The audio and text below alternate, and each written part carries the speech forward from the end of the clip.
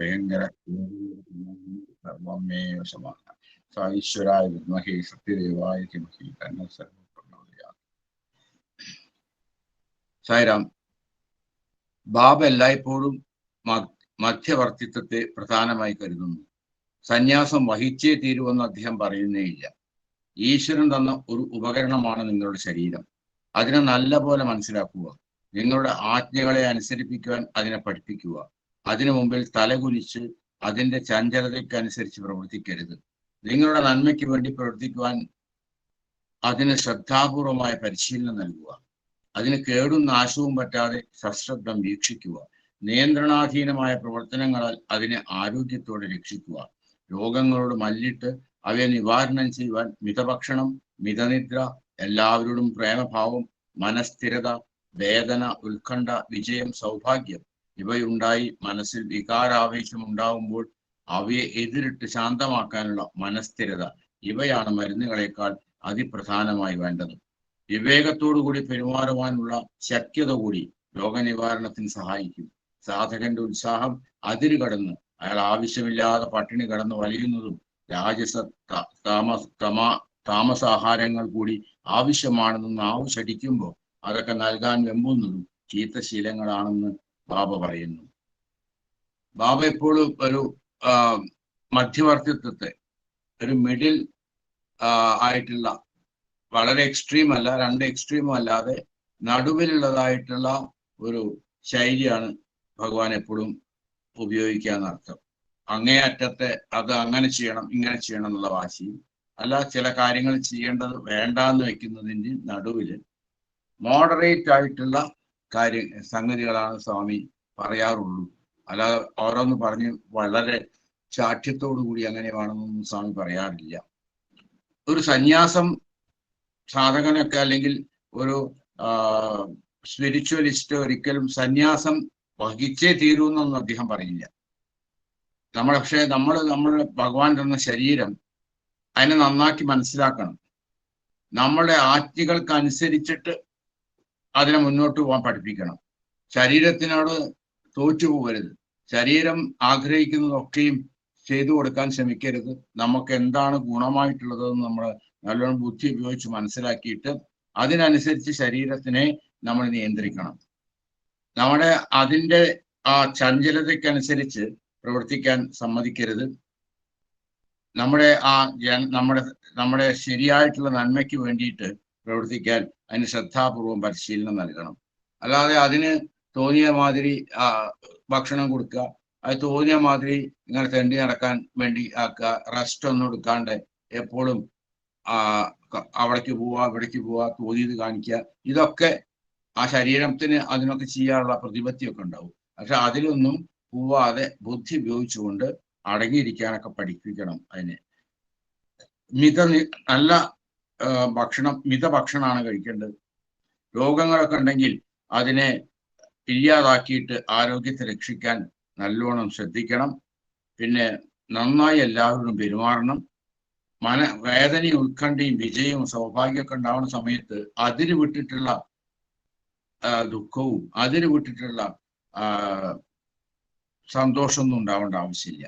എല്ലാം ഒരു സമ്യക് ഭാവത്തിൽ മനസ്ഥിരതയോട് വേണ്ടിയിട്ട് ആണ് അവയൊക്കെ ആ വികാരങ്ങൾ ഉണ്ടാവാൻ പാടുള്ളൂ.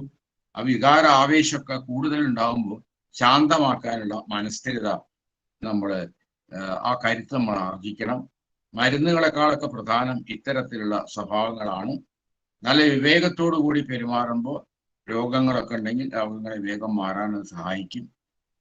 ഈ ഉത്സാഹം അതിന് കടന്ന് ചിലരുണ്ടല്ലോ, ഞാൻ ഇത്ര ദിവസം ഇനിയിപ്പോ നല്ല ആധ്യാത്മികമായി വരാൻ വേണ്ടിയിട്ട് ആ ഭക്ഷണം കഴിക്കില്ല, 2 നേരത്തെ ഭക്ഷണം വേണ്ട, 1 നേരത്തെ ഭക്ഷണം മതി എന്നൊക്കെ പറയുന്ന ഉപവാസങ്ങൾ, പട്ടിണി കിടക്കല്, പിന്നെ രാജസികവും താമസികമായിട്ടുള്ള ആഹാരങ്ങൾ, വളരെ എരിവ് കൂടിയത്, കുറേ ദിവസം എടുത്തു വെച്ചത്, ഫ്രിഡ്ജിലൊക്കെ വെച്ച അങ്ങനത്തെ ആഹാരങ്ങൾ, അതൊക്കെ ആണ് ചിലപ്പോ ടേസ്റ്റ് ആയിട്ടുള്ളതെന്ന് തോന്നുക. എന്നാൽ ഇന്നത്തെ കാലത്തൊക്കെ അങ്ങനെ തന്നെയാണ്. അവിടുന്ന് ഇവിടുന്നൊക്കെ വാങ്ങിക്കൊണ്ടുവരുന്നുള്ള അതിനൊക്കെയാണ് കൂടുതലായിട്ട് എല്ലാവർക്കും ഇഷ്ടം. വീട്ടിലുണ്ടാക്കുന്ന ഭക്ഷണത്തിനേക്കാളും പുറത്തുനിന്നൊക്കെ കൊണ്ടുവരുന്ന നിറയെ എണ്ണയൊക്കെ ആയിട്ടുള്ള ഭക്ഷണത്തിനൊക്കെ അതിന് ടേസ്റ്റ് ഉണ്ടാവുമായിരിക്കും തൽക്കാലം, പക്ഷെ അത് നമ്മുടെ ആരോഗ്യത്തിന് നല്ലതല്ല. അതൊക്കെ വേണമെന്ന് നാവ് ശഠിക്കുമ്പോൾ അതൊക്കെ നമ്മൾ കൊടുത്തിട്ട് അതിനെ അത് പറയുന്നതും അത് ആഗ്രഹിക്കുന്നതും ഒക്കെ കൊടുക്കുന്നത് അത് തെറ്റാണ്, അത് ചീത്ത ശീലമാണ് എന്ന ബാബ പറയുന്നത് വളരെ അത്യാവശ്യമായിട്ടുള്ള നമ്മളൊക്കെ അനുസരിക്കേണ്ടതായിട്ട് ചില കാര്യങ്ങളാണ്. നമ്മുടെയൊക്കെ വികാരങ്ങളെ സംബന്ധിച്ച്, നമ്മുടെയൊക്കെ ആഹാരത്തിനെ സംബന്ധിച്ച്, നമ്മുടെയൊക്കെ ആരോഗ്യ പരിപാലനത്തിനെ സംബന്ധിച്ചിട്ട് ഭഗവാൻ ഇപ്പൊ നമുക്ക് പറഞ്ഞു തന്ന ഈ കാര്യങ്ങൾ. ബാബ ഗൃഹസ്ഥന്റെ ജീവിതത്തെ അപലപിക്കുന്നതേയില്ല. ഗാർഹസ്ഥ്യം ഒരുതരം ഗുരുനാഥനാണ് എന്നാണ് ബാബ പറയുന്നത്.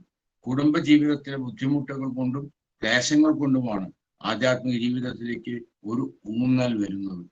ഇത്തരം വിഷമങ്ങൾ ഇല്ലായിരുന്നുവെങ്കിൽ പലരും ബാബയുടെ അരികെ വരുമായിരുന്നില്ല. പക്ഷേ ഒരിക്കൽ വന്നു കണ്ടു എന്ന് വെക്കുക, അതിൽ പിന്നെ അവരുടെ ബുദ്ധിമുട്ടുകൾക്ക് നിവാരണം വന്നാലും ഇല്ലെങ്കിലും അവർ ഈശ്വരനോട് ഒട്ടിപ്പിടിക്കുന്നു. ഈ വിഷമങ്ങൾക്ക് അതിരുകടന്ന പ്രാധാന്യം നൽകാൻ പാടില്ലെന്ന് അവർ ക്രമേണ അറിയുന്നു. അവയെ കൂടുതൽ ധൈര്യത്തോടും വിവേകത്തോടും ആത്മവിശ്വാസത്തോടും കൂടി എതിരിടുന്നു. കരിമ്പ് തന്നെ മുറിക്കുന്നതും തുണ്ടാക്കുന്നതും ചതയ്ക്കുന്നതും പിഴിയുന്നതും അരിക്കുന്നതുമെല്ലാം ക്ഷമയോടെ സഹിക്കണം. എന്തെന്നാൽ ഇതൊന്നും ഇല്ലാതായാൽ നീര് തണ്ടിൽ തന്നെ വറ്റിപ്പോവുകയും ഒരാൾക്കും അത് മധുരിമ നൽകാതിരിക്കുകയും ചെയ്യുന്നു. അതിനാൽ മനുഷ്യൻ വിഷമതകളെ സ്വാഗതം ചെയ്യണം.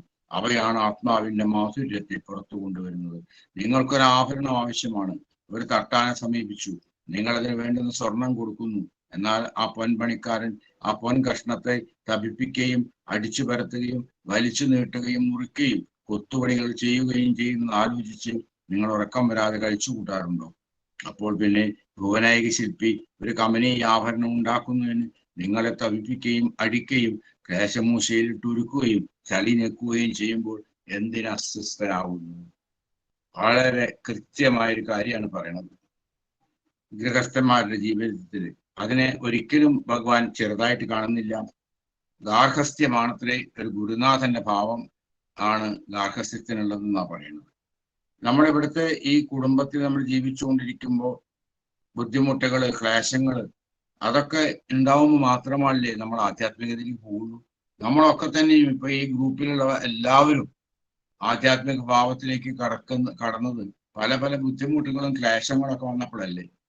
നല്ല സുഖമായിട്ട് നല്ല കാശൊക്കെ ഉള്ളായി നല്ല അന്തരീക്ഷത്തിൽ ജീവിക്കുന്ന സമയത്ത് ഈശ്വരനെ പറ്റിയൊക്കെ ഓർക്കല് കുറവായിരിക്കും സാധാരണക്കാർക്ക്. അപ്പൊ എന്തെങ്കിലും ഒരു അടി കിട്ടുമ്പോൾ, എന്തെങ്കിലും ഒരു ദുരിതം വരുമ്പോൾ സഹിക്കാൻ സാധിക്കാതെ ആവുമ്പോഴാണ് നമ്മൾ ഈശ്വരനെ പറ്റിയൊക്കെ ആധ്യാത്മികതയിലേക്കൊക്കെ ഊന്നൽ കൊടുക്കുക. അല്ലെങ്കിൽ നമ്മളൊക്കെയും ഭഗവാന്റെ അടുത്തൊക്കെ പോയത് സാധാരണ ഒരു ഗതിയിലൊന്നല്ലല്ലോ. എന്തൊക്കെയോ പല കഷ്ടങ്ങളും ദുരിതങ്ങളും തടസ്സങ്ങളും ഒക്കെ ഉണ്ടാവുമ്പോഴാണ് ഭഗവാനെ പോയി ദർശനം ചെയ്തതും ഭഗവാന്റെ അടുത്ത് പോയി ഇന്റർവ്യൂ ഒക്കെ കിട്ടുകയാണെങ്കിൽ നമ്മുടെ ദുരിതങ്ങളൊക്കെ പറഞ്ഞതൊക്കെ അതുകൊണ്ടല്ലേ, അങ്ങനെയല്ലേ നമ്മളൊക്കെ വന്നത്. പക്ഷേ ഭഗവാന്റെ അടുത്ത് പോയി ഒരു പ്രാവശ്യം കണ്ടു, പിന്നെ ഭഗവാനോട് ഒരു വല്ലാത്ത ആകർഷകത നമുക്ക് വരും. അത് കഴിഞ്ഞാലും പല ബുദ്ധിമുട്ടുകളൊക്കെ മാറിയിട്ടില്ലെങ്കിലും നമ്മൾ ഭഗവാനുമായിട്ട് ഒട്ടിപ്പിടിക്കും. ഭഗവാനിൽ നിന്ന് മാറാൻ നമുക്ക് തോന്നില്ല. വളരെ കുറച്ചു പേര് അങ്ങനെയൊക്കെ പിന്നെയും വിഷമങ്ങളൊക്കെ വന്നിട്ട് മാറിപ്പോയവരൊക്കെ ഉള്ളൂ. സാധാരണക്കാരൊക്കെ പിന്നെ അവിടെ തന്നെ ഉറച്ചു കിട്ടും. അപ്പോ എന്താ അതിനർത്ഥം? ഇങ്ങനത്തെ വിഷമങ്ങളും ഇങ്ങനത്തെ ദൂഷ്യങ്ങളും ഇങ്ങനത്തെ ദുരിതങ്ങളൊക്കെ ഈ പ്രാപഞ്ചികമായ അവസ്ഥയിൽ വരുന്ന കാര്യങ്ങളാണ്. അത് സ്വാഭാവികമായിട്ട് വരും. കാരണം നമ്മൾ വ്യവഹരിക്കുന്നത് എത്ര പ്രാവശ്യം നമ്മൾ ചിന്തിച്ചതാ. അനിത്യമായിട്ടുള്ള സത്യമല്ലാത്തതായിട്ടുള്ള ഒരു തലത്തിലാണ് നമ്മൾ സുഖത്തെ തെരഞ്ഞു പോണത്. അത് അനിത്യമായതുകൊണ്ട് തന്നെ അവിടെ നിന്ന് കിട്ടുന്നതൊക്കെ തന്നെയും ദുഃഖവും കഷ്ടമായിരിക്കും. എവിടെയെങ്കിലും ഇടയ്ക്ക് മിന്നി മറിയുന്ന ഒരു ചെറിയ സന്തോഷമൊക്കെ ഉണ്ടായിന്ന് വരാം. പക്ഷെ ആകപ്പാട് നോക്കുമ്പോൾ ഈ തലം ബുദ്ധിമുട്ടും ദുരിതവും തരുന്നതാ. പക്ഷെ എന്താ കാരണം? അതിന് സത്യമില്ല, വെറും ഭ്രമം മാത്ര. അപ്പൊ അങ്ങനെയുള്ള സമയത്ത് അത് മനസ്സിലാക്കാതെ നമ്മൾ അതിന് വിവേകത്തോടു കൂടി കാണാതെ, ധൈര്യത്തോടു കൂടിയിട്ട് കാണാതെ, നല്ല ആത്മവിശ്വാസം ഇല്ലാതെ അതൊക്കെ എനിക്ക് എപ്പോഴും ഇത് മാറുന്നില്ലല്ലോ എന്ന് പറഞ്ഞാൽ കാര്യം നടക്കില്ല. അവിടെ അങ്ങനെ ഉണ്ടാവുള്ളൂ. അപ്പൊ ആ തത്വത്തെ മനസ്സിലാക്കണം. എന്നിട്ട് സ്വാമി പറഞ്ഞു, കരിമ്പ് അതിനെ മുറിക്കണു, പിഴിയണു, തുണ്ടാക്കുന്നു, ചതയ്ക്കുന്നു, അരയ്ക്കുന്നു. അതൊക്കെ ക്ഷമയോടുകൂടി സഹിക്കണം. എന്താ അറിയോ, അല്ലെങ്കിൽ അതിന്റെ ആ നീര്, അതിന്റെ മധുരമുള്ള നീര് ആ തണ്ടിൽ തന്നെ വറ്റിപ്പോവും. ആർക്കും അതിനാ മധുരം കൊടുക്കാൻ പറ്റില്ല. അതേമാതിരി മനുഷ്യൻ ഈ വിഷമതകളൊക്കെ സ്വാഗതം ചെയ്യണം.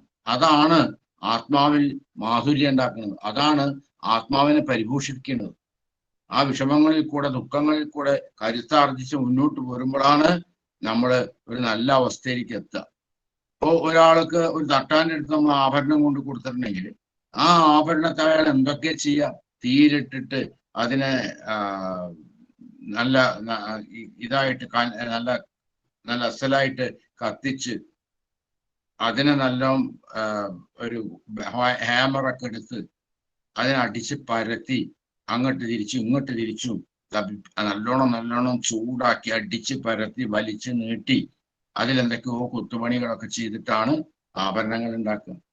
അങ്ങനെ ഞാനിതാ ഒരു സ്വർണം കൊടുത്തിരിക്കുന്നു ഒരു തട്ടാനെടുത്ത്. അയാളിപ്പോ ആ സ്വർണത്തിനെ വല്ലാണ്ട് ബുദ്ധിമുട്ടിക്കുന്നുണ്ടാവുമോ എന്ന് പറഞ്ഞിട്ട് നമ്മൾ ഒഴിച്ചിട്ട് മനസ്സിന് സമാധാനം ഇല്ലാണ്ട് ഒഴിച്ചിട്ടൊക്കെ ഇരിക്കുമോ? ഇല്ല. അതേമാതിരി ഈ ഭുവനൈക ശില്പിയായിട്ടുള്ള ഭഗവാൻ ഒരു കമനീയ ആഭരണം ഉണ്ടാക്കാനായിട്ട് ഒരു നല്ലൊരു മനുഷ്യനാക്കിയിട്ട്, നല്ലൊരു പൗരനാക്കിയിട്ട്, നല്ലൊരു സാധകനാക്കാൻ വേണ്ടിയിട്ട് നമ്മളെയൊക്കെ ചിലപ്പോ ഒന്ന് ചൂടാക്കിയിട്ട് അടിക്കും, ഒരു മൂശയിലിട്ടിട്ട് ഉരുക്കും ഒക്കെ ചെയ്യുമ്പോൾ എന്തിനു വേണ്ടിയിട്ടാണ്?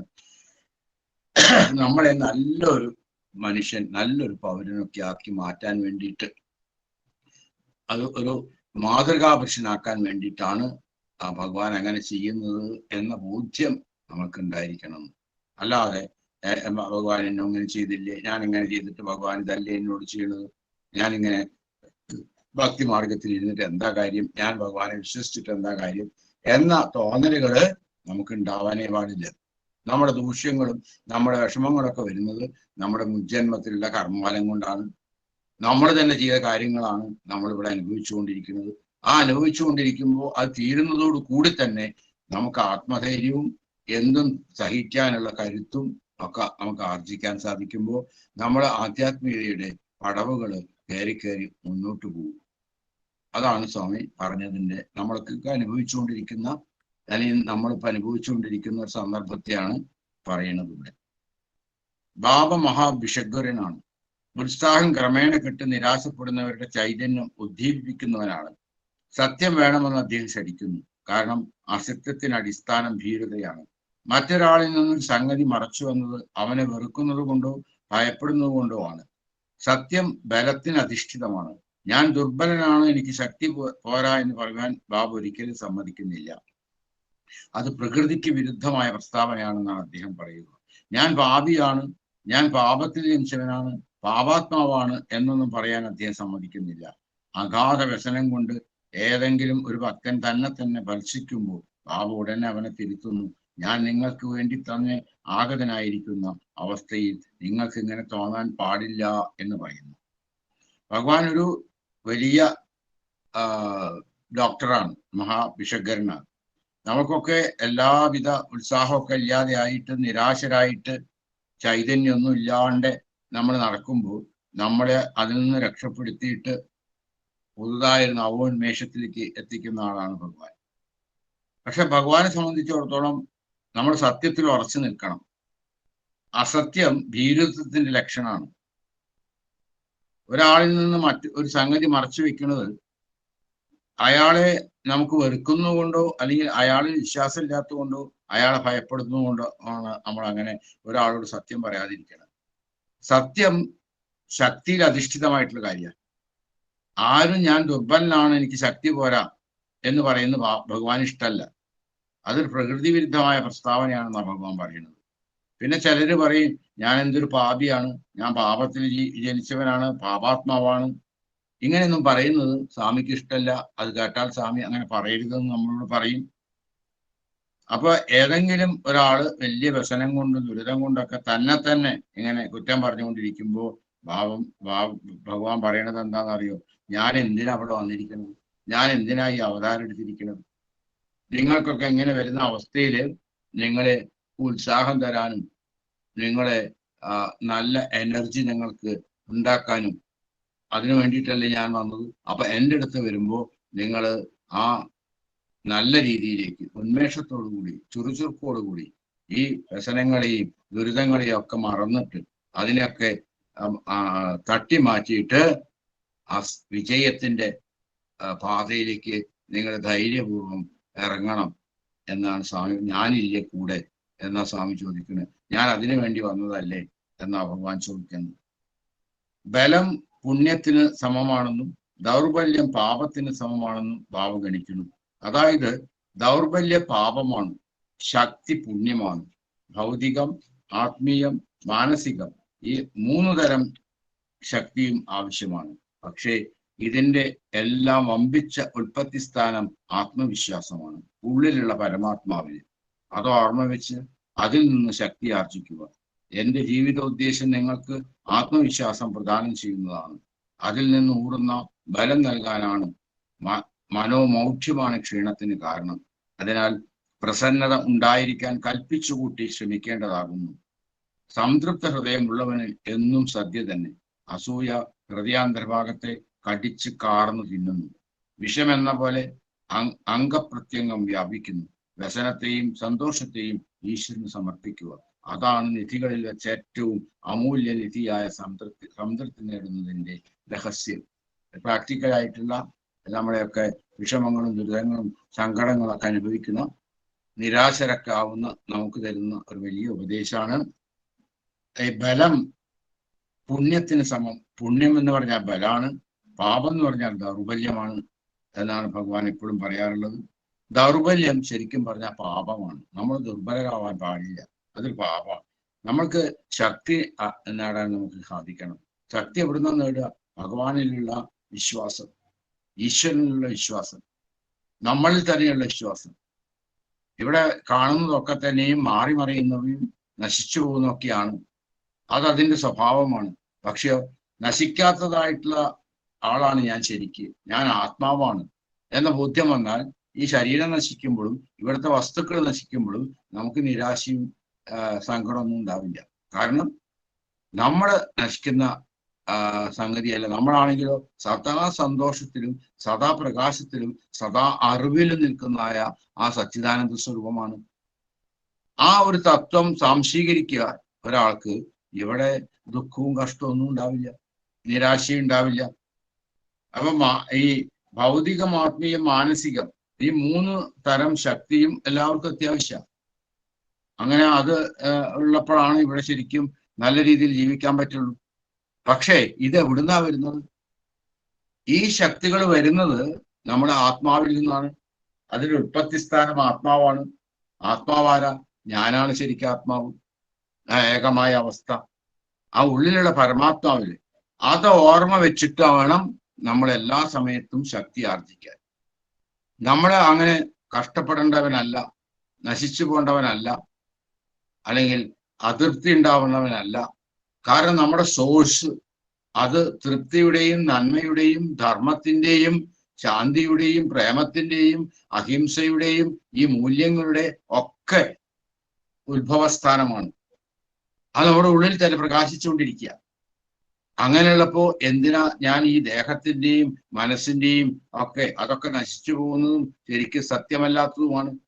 ആ അജ്ഞാന ഘടകങ്ങളിൽ മാത്രം ഇങ്ങനെ ശ്രദ്ധ വെച്ചുകൊണ്ട് സത്യമായിട്ടുള്ള ശരിക്കും ശരിയായിട്ടുള്ള ആ കാര്യത്തിലേക്ക് നമ്മുടെ വിവേകത്തോടു കൂടിയിട്ട് ആലോചിക്കാതെ ഇങ്ങനെ ബുദ്ധിമുട്ടിന്റെ കാര്യം എന്താണുള്ളത്?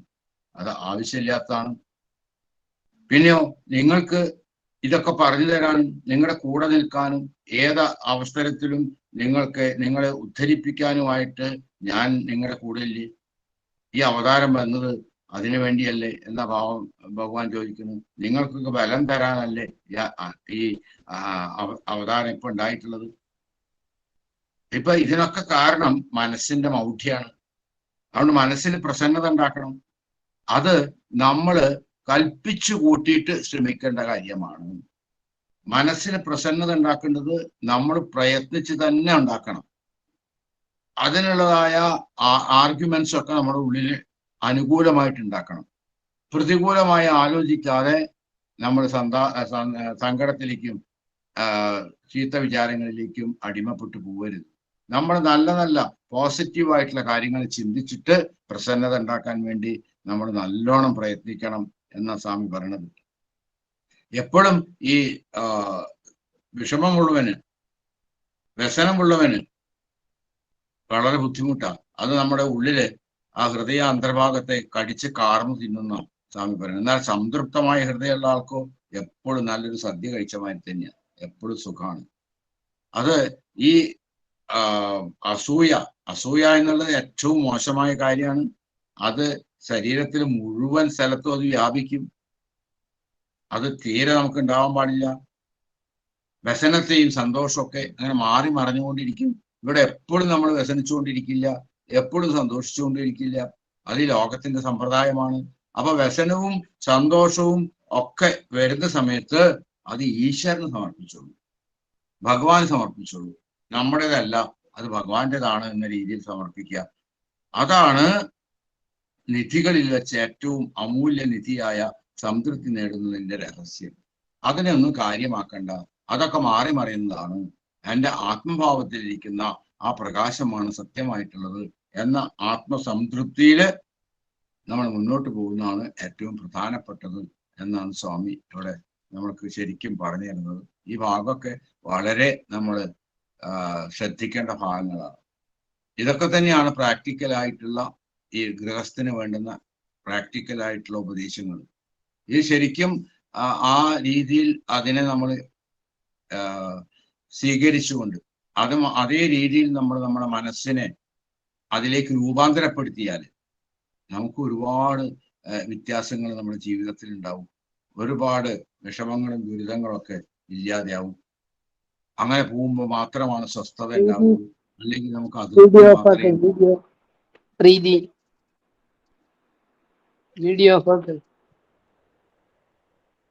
ബാബ ഭക്തരുടെ ഇടയിൽ സേവന മനസ്സ് വളർത്തുന്നുണ്ട്. നവരാത്രി ദിവസങ്ങളിൽ ഒരു ദിവസം സാമൂഹ്യ സേവനത്തിന് മാത്രം നീക്കി വെച്ചിരിക്കുന്നു. അന്ന് അതിന്റെ പ്രായോഗിക വശങ്ങളിലേക്കും ഒരു പൂജ എന്ന നിലയ്ക്കാണ്, ഈശ്വര സേവ എന്ന നിലയ്ക്കാണ് അതിനെ വീക്ഷിക്കേണ്ടതെന്ന തത്വത്തിലേക്കും ബാബ നമ്മെ നയിക്കുന്നു. പരോപകാരം എന്നത് പരമമായ അർത്ഥത്തിൽ അവനവനുള്ള ഉപകാരം തന്നെ എന്ന് എഴുതുകയും പ്രസംഗിക്കുകയും ചെയ്യുന്നു. പരഹിംസയും അതുപോലെ സ്വഹിംസയാകുന്നു. മാനവന് സേവ ചെയ്യാൻ വേണ്ടി മാധവൻ തന്നെ മനുഷ്യരൂപത്തിൽ അവതരിച്ചിരിക്കുമ്പോൾ ആ മാനവൻ തന്റെ മനുഷ്യനെ സേവിക്കുന്നതിൽ ഏർപ്പെട്ടാൽ അദ്ദേഹത്തിന് എത്ര സന്തോഷമുണ്ടാവും. ലോകസേവയ്ക്കായി നിങ്ങളുടെ സമയം വിനിയോഗിക്കുക, ബലം എന്തോ ആയിക്കൊള്ളട്ടെ. പക്ഷെ സേവ ചെയ്യാൻ പുറപ്പെടുന്ന ആൾ എന്തിൽ നിന്ന് ഉത്തേജനം നേടണം എന്ന കാര്യത്തിൽ ബാബ പ്രത്യേകം ശ്രദ്ധ ചെലുത്തുന്നുണ്ട്. മനുഷ്യരാശിയുടെ സേവനം പാവനം തന്നെ. എല്ലാവരിലുമുള്ള ഈശ്വരാംശത്തെ അറിഞ്ഞു ആ ഈശ്വരാംശത്തെ പൂജിച്ചും അത് ഒടുവിൽ മാധവ സേവയിൽ ലയിച്ചു ചേരണം. അല്ലെങ്കിൽ അതിന് വലിയ വിലയൊന്നുമില്ല. മനുഷ്യനിലുള്ള ദിവ്യത്വത്തിൽ തികച്ചും വിശ്വാസമുണ്ടായി. ആ രീതിയിൽ ഇടതടവില്ലാതെയുള്ള ധ്യാന രൂപത്തിലുള്ള സേവയായിരിക്കണം ചെയ്യേണ്ടത്. ഈശ്വരൻ നിങ്ങൾക്ക് നൽകിയിട്ടുള്ള ശക്തിയെയും ജ്ഞാനത്തെയും കഴിവുകളെയും ഈശ്വരനെ കൂടുതൽ മഹത്തരമാക്കുന്നതിന് വിനിയോഗിക്കുക. നിങ്ങളുടെ പ്രവർത്തന മണ്ഡലം ഏതോ ആയിക്കൊള്ളട്ടെ, കർത്തവ്യം നിങ്ങളെ സേവനമനുഷ്ഠിക്കാൻ ആഹ്വാനം ചെയ്യുന്നത് എവിടെയോ ആയിക്കൊള്ളട്ടെ, ആ ശ്രമത്തിൽ ആത്മാർത്ഥത ഉണ്ടായിരിക്കട്ടെ. അവശതയുടെ കാപട്യമില്ലാതിരിക്കട്ടെ. ഭഗവാനെ ഏറ്റവും ഇഷ്ടപ്പെട്ടതാണ് നമ്മുടെ ഉള്ളിലൊക്കെ സേവന മനസ്ഥിതി ഉണ്ടാക്കുക എന്നുള്ളത്. അപ്പൊ നവരാത്രി അങ്ങനത്തെ ഉത്സവങ്ങളിലൊക്കെ ഒരു ദിവസം ഭഗവാൻ സാമൂഹ്യ സേവനത്തിന് മാത്രമായിട്ട്, സർവീസിന് മാത്രമായിട്ട് നീക്കി വെക്കാറുണ്ട് ആദ്യകാലങ്ങളിലൊക്കെ. അതിന് ഒരു പൂജയുടെ സ്ഥാനമാണ് ഭഗവാൻ കൊടുത്തിരിക്കുന്നത്, ഒരു സേവ എന്നുള്ളത്. അത് ഈശ്വരനെ സേവിക്കുന്ന ഒരു കാര്യമാണെന്ന രീതിയിലാണ് അതിനെ ഭഗവാൻ കാണുന്നതും. അതുതന്നെയാണ്, അങ്ങനെയാണ് വേണ്ടതെന്ന് ഭഗവാൻ നമുക്ക് പറഞ്ഞു തരും ചെയ്യുന്നു. പരോപകാരം എന്ന് പറഞ്ഞാൽ പരമമായ അർത്ഥത്തിൽ അവനവനുള്ള ഉപകാരം തന്നെയാണെന്നാണ് സ്വാമി പ്രസംഗിക്കുകയും സ്വാമിയുടെ എഴുത്തുകളിൽ കൂടിയൊക്കെ പറഞ്ഞു തരുന്നത്. അതാ ശരിക്കും പറഞ്ഞാൽ വേറൊരാളെ സേവിക്കുന്നത് നമ്മളെ തന്നെ സേവിക്കുന്ന സംഗതിയാണ്. നമുക്ക് തന്നെ അതിന്റെ ഉപകാരം ഉണ്ടാവുക. മറ്റൊരാളുടെ ഉപദ്രവിക്കുന്നത്, ഹിംസ മറ്റൊരാൾക്ക് നടത്തുന്നത്, അത് ശരിക്കും പറഞ്ഞാൽ നമ്മളെ തന്നെ ഹിംസിക്കുന്ന ഫലമാണ്. അങ്ങനെ മനുഷ്യനെ സേവിച്ച് മാധവൻ തന്നെ മനുഷ്യരൂപത്തിൽ അവതരിച്ചിരിക്കുമ്പോൾ ആ മാനവൻ തന്നെ മനുഷ്യനെ സേവിക്കുന്നതിൽ ഏർപ്പെട്ടാൽ അദ്ദേഹത്തിന് എത്ര സന്തോഷം ഉണ്ടാവും. മനുഷ്യനായിട്ട് അവതാരം എടുത്തു വന്നാൽ ആ മാനവനായിട്ട് നമ്മുടെ ഇടയിൽ നിൽക്കുമ്പോൾ നമ്മളൊക്കെ തന്നെയും മനുഷ്യന്മാരെ സേവിക്കുക കാര്യത്തിൽ ഏർപ്പെട്ടാൽ ഭഗവാൻ എന്തൊരു സന്തോഷം ഉണ്ടായിരിക്കും എന്നാണ് പറയുന്നത്. അപ്പോ ഈ ലോകത്തിലെ ജനങ്ങളുടെയൊക്കെ സന്തോഷത്തിനും സംതൃപ്തിക്കൊക്കെ ആയിട്ട് അതിലെ വളരെ ദുരിതമൊക്കെ അനുഭവിക്കുന്നവരെയൊക്കെ നമ്മൾ സേവിക്കുമ്പോൾ അതിനു വേണ്ടി നമ്മൾ സമയം കുറെ വിനിയോഗിക്കുക. അതിന്റെ ഫലം എന്തെങ്കിലും ആയിക്കോട്ടെ. അപ്പൊ ആ സേവ, അങ്ങനെ ചെയ്യുന്ന സേവ അയാൾക്ക് ഉത്തേജനം നേടുന്ന രീതിയിലായിരിക്കണം. അയാൾക്ക് തന്നെയാണ് അതിന്റെ ഗുണം. അപ്പോ അത് അതിന് സ്വാമി വളരെയധികം ശ്രദ്ധ ചെലുത്തുന്നുണ്ട്. അങ്ങനെ നമ്മൾ ചിന്തിക്കാനും അതിനനുസരിച്ച് സേവനം ചെയ്യാനാണ് സ്വാമി നമ്മളോട് പറയണത്. സേവനം വളരെ പരിഭാവനമായ കാര്യമാണ്. അതിനെന്താ വേണ്ടത് എന്ന് കൃത്യമായിട്ട് സ്വാമി ഇവിടെ അടിവരയിട്ട് പറഞ്ഞിരിക്കുന്നു. എല്ലാരിലുമുള്ള ഈശ്വരാംശത്തെ അറിഞ്ഞും ആ ഈശ്വരാംശത്തെ പൂജിച്ചും അത് ഒടുവിൽ മാധവ സേവയിൽ ലയിച്ചും ചേരണം. അല്ലെങ്കിൽ വലിയ വിലയൊന്നുമില്ല. ഇവിടെയാണ് നമുക്കൊക്കെ അപകടം പറ്റുന്നത്. സേവ എന്ന് പറഞ്ഞിട്ട് കുറെ എന്തൊക്കെയോ ചെയ്ത് കാട്ടിക്കൂട്ടിയിട്ട് പ്രശംസയ്ക്ക് വേണ്ടിയിട്ടും അഹങ്കാരത്തോടു കൂടിയും അതിനെ പെരുപ്പിച്ച് കാണിക്കുന്നത് സേവയാവില്ല. ഈ സേവ ഇവിടെ കൃത്യമായിട്ട് പറയണം. എല്ലാവരോടും നമ്മൾ ആർക്കാണ് സേവ ചെയ്യുന്ന വെച്ചാൽ അത് ആ ഈശ്വരാംശത്തെ അറിയണം. അതും നമ്മുടെ ഉള്ളിലുള്ള ഈശ്വരാംശവും വ്യത്യാസമൊന്നുമില്ല. അപ്പോ ഒരാളെ സേവിക്കുമ്പോൾ നമ്മൾ സേവിക്കുന്നത് ഈശ്വരനെയാണ് എന്ന് നമുക്ക് തികച്ചും ബോധ്യം ഉണ്ടാവണം. അങ്ങനെ ആ ഈശ്വരാംശത്തെ, മാനവനിലുള്ള ഈശ്വരാംശത്തെ പൂജിച്ച് അത് മാധവ സേവയായിട്ട് മാറണം. അതാണ് ഭഗവാൻ ലയിച്ചു ചേരണം. അല്ലെങ്കിൽ ഇതിനെന്ത് വിലയുള്ളത്?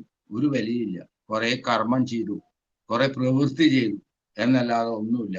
വളരെ ശ്രദ്ധിക്കേണ്ട കാര്യമാണ് പറഞ്ഞത്. സേവ എന്ന് പറഞ്ഞ് എന്തെങ്കിലും ഒന്ന് കാണിച്ചു കൂട്ടിയിട്ട് യാതൊരു കാര്യമില്ല.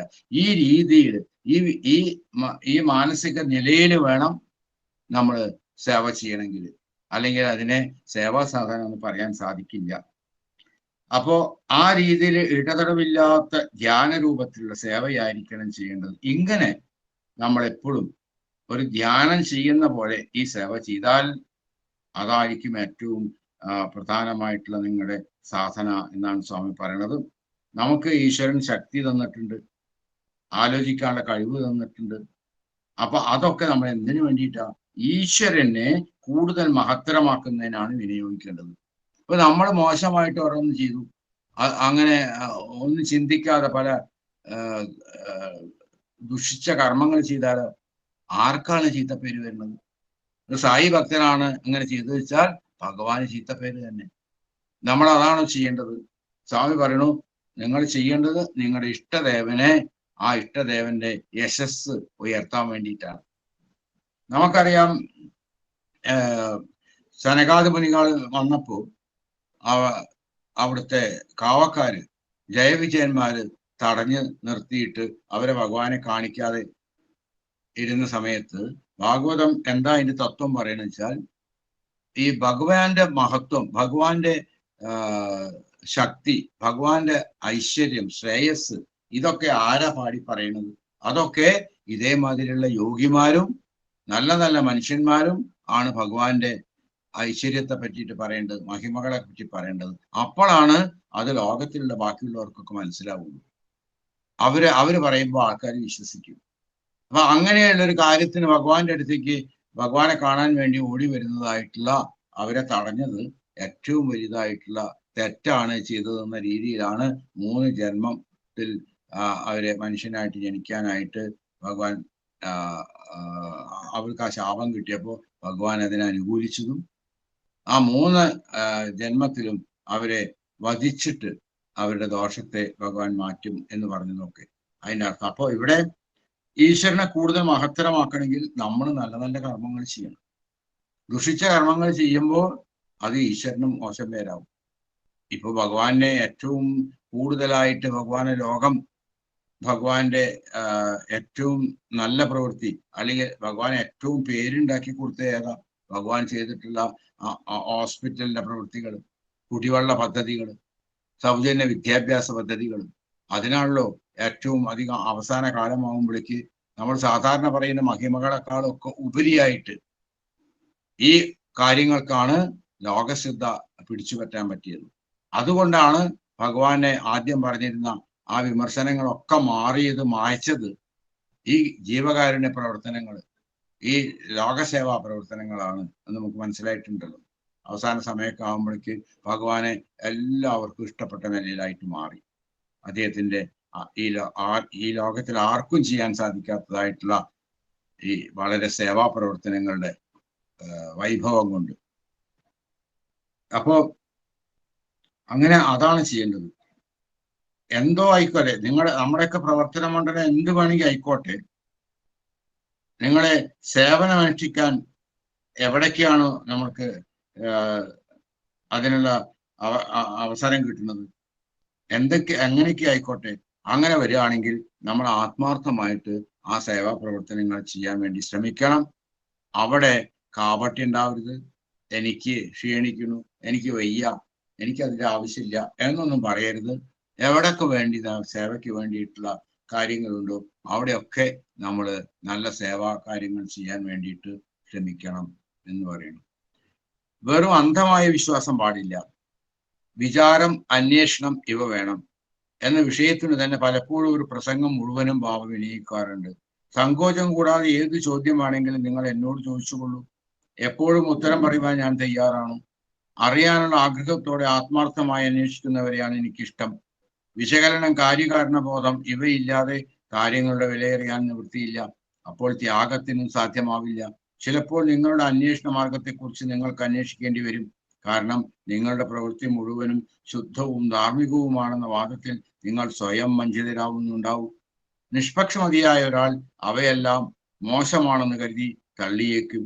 ശ്രീകൃഷ്ണ ഭഗവാനെ പോലെ അദ്ദേഹം ജനങ്ങളോട് പറയുന്നു, അനുകൂലങ്ങളും പ്രതികൂലങ്ങളുമായ സകല സംഗതികളെ പറ്റിയും ചിന്തിക്കുക. നിങ്ങളുടെ അനുഭവത്തെ പറ്റിയും ചിന്തിക്കുക. മറ്റുള്ളവർ പറയുന്നുകൊണ്ടോ എന്തിനത്ര ഞാൻ പറയുന്നത് കൊണ്ട് പോലുമോ നിങ്ങൾ വ്യതിയാനം ചെയ്യേണ്ട. മോക്ഷത്തിന്റെ അഥവാ സാക്ഷാത്കാരത്തിന്റെ പഠിക്കാൻ 3 കാവലാളികളുണ്ട്.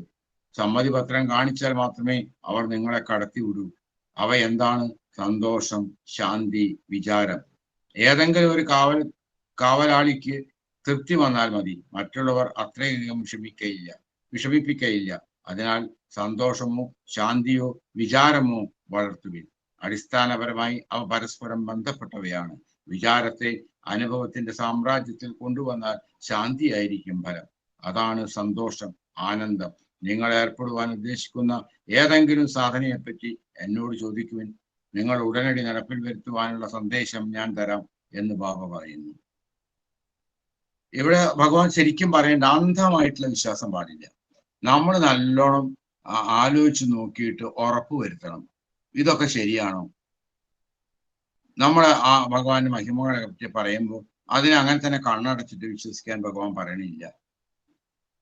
നിങ്ങളുടെ അനുഭവങ്ങളുടെ വെളിച്ചത്തിൽ നിങ്ങൾ ആലോചിച്ച് നോക്കൂ, ഇതിൽ എത്രത്തോളം ശരിയുണ്ട് എന്നുള്ള കാര്യങ്ങൾ. ഇത് ശരിയായിരിക്കുമോ? ഭഗവാന്റെ കാര്യത്തിൽ ഇത് അവിശ്വസിക്കേണ്ട കാര്യമാണോ എന്നൊക്കെ നമുക്ക് അന്വേഷിക്കാം. അപ്പൊ ഭഗവാൻ അതിനെ പറ്റിയിട്ട് ധാരാളം പ്രസംഗിച്ചിട്ടുണ്ട്. ഈ കാര്യത്തെ പറ്റി സ്വാമി പറയും, നിങ്ങൾക്ക് എന്ത് ചോദ്യം എന്നോട് ചോദിക്കാം. എനിക്ക് ദേഷ്യം പിടിക്കുന്നോ അല്ലെങ്കിൽ എനിക്ക് ഇഷ്ടാവില്ല എന്നൊന്നും വിചാരിക്കേണ്ട. എന്ത് ചോദിക്കാനുള്ള അവകാശം നിങ്ങൾക്കുണ്ട്. പക്ഷേ നിങ്ങൾക്ക് ആ കാര്യം അറിയാനുള്ള ആഗ്രഹം ഉണ്ടായിരിക്കണം. അത് ആത്മാർത്ഥമായിട്ട് ചോദിക്കുന്നതാവണം. അല്ലാതെ വിശകലനം ചെയ്യാനുള്ള കാര്യകാരണ ബോധമൊന്നും ഇല്ലാണ്ട് അതിനെ പറ്റിയിട്ട് വെറുതെ ഭഗവാനെ ഒന്നും പറ്റാത്തതായിട്ടുള്ള ചോദ്യം ചോദിച്ചാൽ ശരിയല്ല. അതിന്റെ വില അറിയണം.